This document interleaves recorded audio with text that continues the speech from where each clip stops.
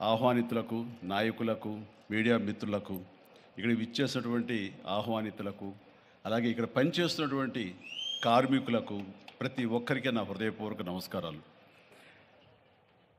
ఈ ప్లేసు మీ అందరికంటే నాకు ముందు తెలుసు.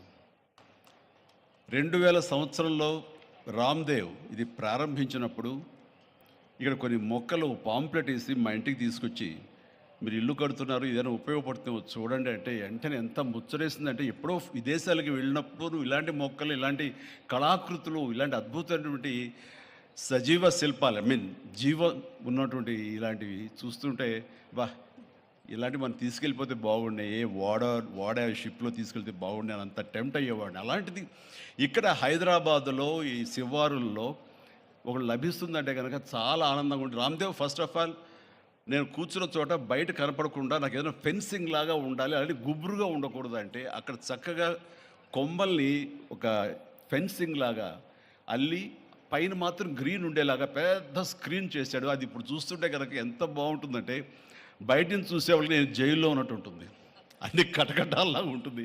అది అద్భుతమైన కళాఖండంగా నేను ఫీల్ అవుతుంటాను. అట్లాగే చాలా అద్భుతమైన చెట్లు కొన్ని మా ఇంట్లోనే పెట్టుకున్నాను. ఇవి ఎప్పుడో 2002లో 2003లోనో మా ఇంట్లో పెట్టుకున్నాను. అప్పటి నుంచి నాకు అంత ప్యాషన్. ఆ తర్వాత ప్రతి క్షణం ఈయన ఎదుగుదలను చూస్తూ వచ్చాను. ఎక్కడ నాకు ఈయన రామ్దేవ్ ఒక వ్యాపారవేత్తలా కనబడ్డాడు, ఒక కళాకారుల్లా కనబడతాడు. అందుకే నా మనసుకి అత్యంత దగ్గరగా అయ్యాడు. ఆ తర్వాత ఏదైనా వస్తే కనుక చూస్తారా మొక్కలు అంటే, ఇదివరకంటే ఏదో వేలల్లోనో లక్షల్లోనూ చెప్పేవాడు, ఇప్పుడు కోట్లలో ఉందంట కదయ్యా. నేను ఇప్పుడు నా సంపద అంతంత మాత్రమే ఉంది, కొనలేనేమో అన్నారు. కానీ చూడండి సార్, వస్తే మీరే టెంప్ట్ అవుతారు. ఇప్పుడు గౌరవ ముఖ్యమంత్రి గారితో పాటు అన్నీ వీక్షిస్తుంటే ఎంత టెంప్టింగ్ ఉందంటే, ఇవన్నీ మన ఇంట్లో పెట్టేసుకుంటే ఎంత బాగుంటుంది అనిపిస్తుంది. అంత అందంగా. దీనికి కావాల్సిందని వ్యాపార దృక్పథం కాదు, కళాకారుల హృదయం, కళా హృదయం ఉండాలి.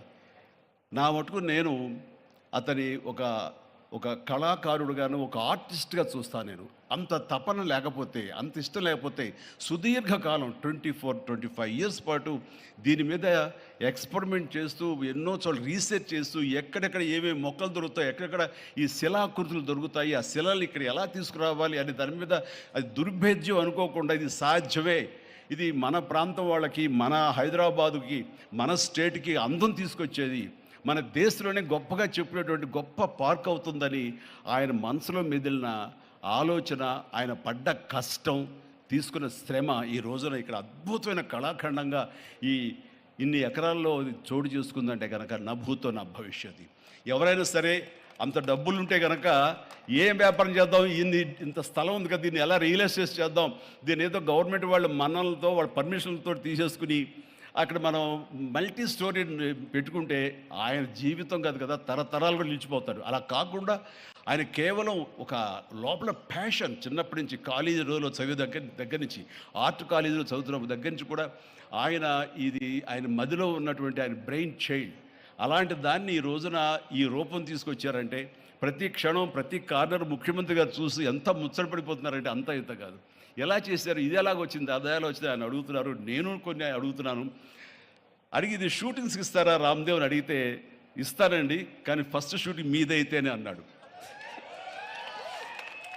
ఇప్పుడు నువ్వు ఆ మాట అన్నావు కదా, ఇప్పుడు కొత్తగా హీరోయిన్ని తీసుకొచ్చి ఆ అమ్మాయితో ఇక్కడ స్టెప్లు వేయాలంటే ఈ ఎండలో ఎలా ఉంటుందేమో తెలియదు, కానీ ఏదో చలికాలం అయినప్పుడు నెక్స్ట్ చలికాలం అయితే చేస్తానయ్యా అన్నారు. ఈలోగా వర్షాలు పడి ఇవన్నీ ఇంకొంచెం పచ్చగా ఉంటాయండి, 1 or 2 years లోపల ఇది అద్భుతంగా ఉంటుంది, కంటికి కనువింపుగా ఉంటుంది చెప్పేసి ఆయన చెప్తుంటే కనుక ఐ కుడ్ ఇమాజిన్. అట్లాగే ఇక్కడ వెడ్డింగ్ ప్లాన్ చేసుకోవచ్చు, వెడ్డింగ్స్ కానీ ఇతర రిసెప్షన్స్ కానివ్వండి, పలు ఈవెంట్స్, అలాగే ఐస్కి సంబంధించినటువంటి ఆ స్కేటింగ్ సంబంధించిన చేయాలని ఇలా ఎన్నెన్నో ప్లాన్స్ ఉన్నాయని అవన్నీ కూడా చేయగలడు, ఆ సామర్థ్యం ఉంది. అలాగే ప్రభుత్వం కూడా ఖచ్చితంగా సపోర్ట్ చేస్తారు, అందుకు సమాయుత్తమై ఉన్నారు ఆయన. అందుకనే ఎంతో బిజీగా ఉన్నారు సీఎం గారు. వాళ్ళు చూస్తే కనుక మనుషులు ఇంటి చుట్టూ ఉన్నారు. అవన్నీ పక్కకు పెట్టి, ప్రోగ్రామ్స్ అన్ని పక్కకు పెట్టి నిన్నటిదాకా ఆయన ఎలక్షన్ క్యాంపెయిన్ ఎక్కడో చేసి వేరే రాష్ట్రాల్లో వచ్చి రామ్దేవ్ మీద ఈ ప్లేస్ మీద ఎంతో ప్రేమ లేకపోతే, ఇలాంటి దాన్ని మనం ఎంకరేజ్ చేయాలి అని ఆయన ఉద్దేశం లేకపోతే ఇంత ఓపికగా ఈ ఎండ్లో ఆయన వచ్చేవారు కాదు. ఫస్ట్ ఆఫ్ ఆల్ ఆయన ఇక్కడికి వచ్చి దీన్ని ఎంకరేజ్ చేస్తున్నందుకు వారికి మనస్ఫూర్తిగా అభినందనలు తెలియజేస్తున్నాను ముఖ్యమంత్రి గారికి. ఎందుకంటే అలాంటి వాళ్ళు అనుకుంటేనే, వాళ్ళ కళ్ళలో పడితేనే, వాళ్ళు ఇంప్రెస్ అయితేనే దీనివల్ల ఎంతోమందికి ఉపాధి కలుగుతుంది, ఇది ఎంతోమందికి కనువిందు కలుగుతుంది, మరి ఎంతోమంది ఈ ప్లేస్ని వాళ్ళ ఈవెంట్స్కి ఉపయోగించుకుంటారు, తద్వారా టూరిజం పెరుగుతున్న ఉద్దేశంతో కూడా మన జూపల్లి కృష్ణారావు గారు దీన్ని ఎంకరేజ్ చేయడం కోసం సమాయత్తమై ఉన్నారు. అలా ప్రభుత్వ సహకారాలు దీనికి మెండుగా ఉంటాయని ఆశాభావం వ్యక్తం చేస్తూ, మీరు ఏదైతే కనుక ఊహించారో రామ్దేవ్, అది త్వరలో ఖచ్చితంగా అవుతుంది. ఇవి అద్భుతమైనటువంటి ఒక ల్యాండ్ మార్క్ అవుతుంది, ఒక కళాకృతి అవుతుంది. అది రాష్ట్రానికి వన్నీ తీసుకొస్తుంది, హైదరాబాద్కి తలమానికంగా ఉంటుంది. ఒక హైదరాబాద్ ఒక ఇల్లు అనుకుంటే ఇంట్లో ఒక అద్భుతమైన పెయింటింగ్ పెట్టుకుంటే ఎంత బాగుంటుందో, ఆ పెయింటింగ్ ఈ రోజున ఈ ఎక్స్పీరియన్స్తో నేను చెప్తున్నాను, this will be a beautiful piece of art. అందుకని మరొకసారి వారికి నా హృదయపూర్వక ధన్యవాదాలు, అభినందనలు తెలియజేస్తూ ఈ అవకాశం వచ్చినందుకు అండ్ సీఎం గారితో నేను ఈరోజు ఈ ప్రోగ్రాంలో పాల్గొన్నందుకు నా సంతోషాన్ని తెలియజేస్తూ all the very best, God bless.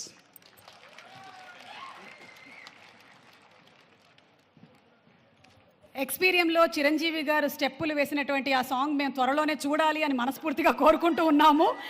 And MLA Shri కాళీ యాదయ్య గారిని మాట్లాడవలసిందిగా రిక్వెస్ట్ చేస్తున్నాము.